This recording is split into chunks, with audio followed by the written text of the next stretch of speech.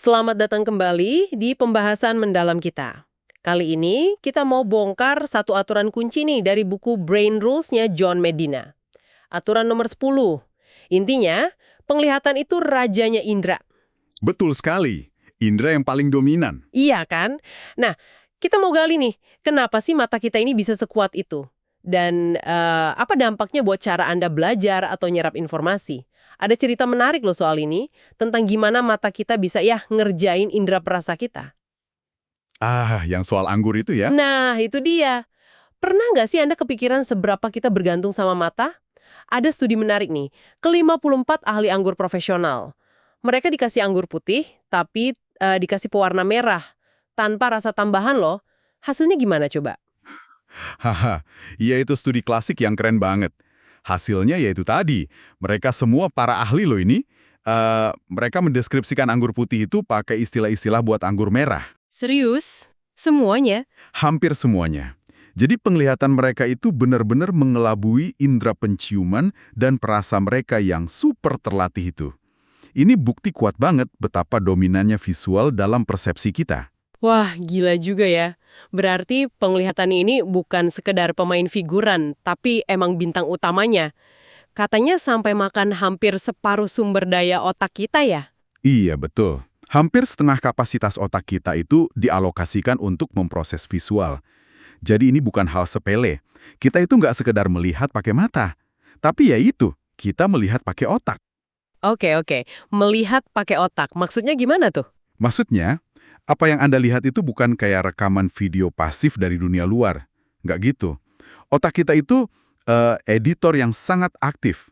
Dia menyortir, dia menginterpretasi, bahkan kadang sedikit mengarang atau mengisi bagian yang kosong berdasarkan pengalaman atau ekspektasi. Mengarang, wah, serem juga ya. Ya, dalam artian mengisi kekosongan informasi. Jadi informasi visual itu dipecah-pecah dulu sama otak. Warna, gerakan, bentuk, itu semua diproses di area otak yang beda-beda. Baru deh dirakit lagi jadi satu persepsi utuh.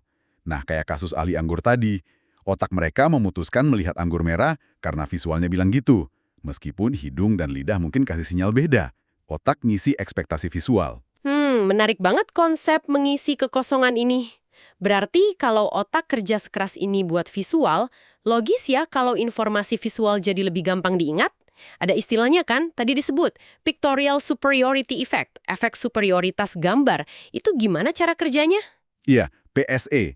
Prinsipnya sebenarnya simpel, tapi dampaknya gede banget.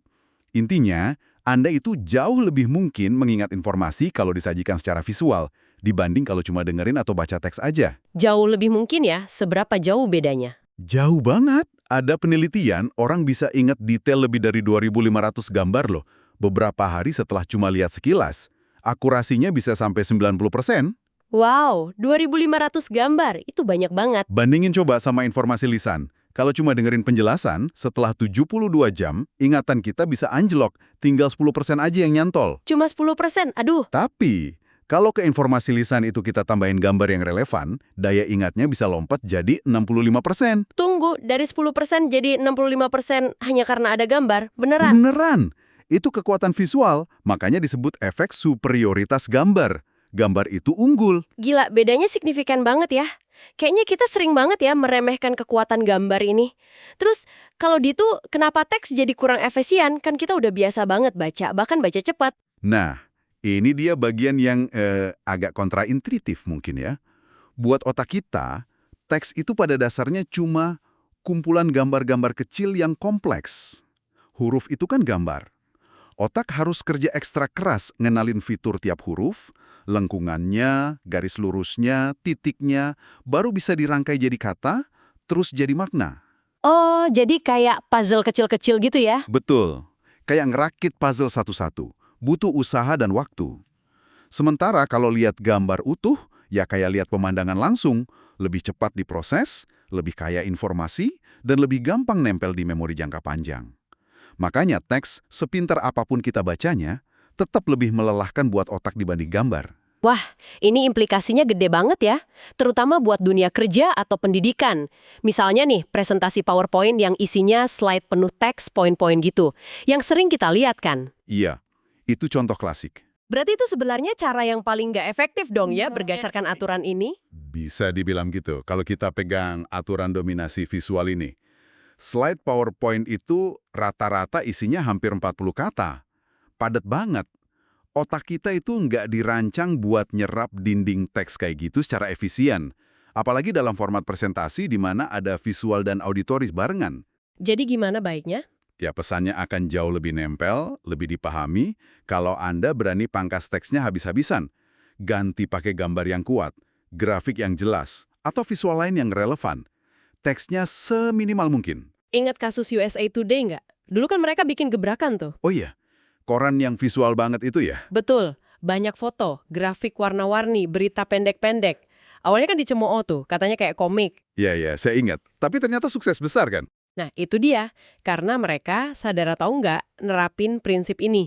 Mereka paham cara otak manusia paling suka nyerna informasi. Lewat visual. Jadi, kesimpulannya jelas banget ya. Penglihatan itu memang rajanya. Visual itu raja. Otak kita itu kayaknya emang udah disetting buat memprioritaskan apa yang dilihat. Banget. Dan memahami ini bisa benar-benar ngubah cara Anda belajar, cara Anda ngajar, bahkan cara Anda presentasi ide atau jualan. Kita nggak melihat dunia apa adanya ya berarti.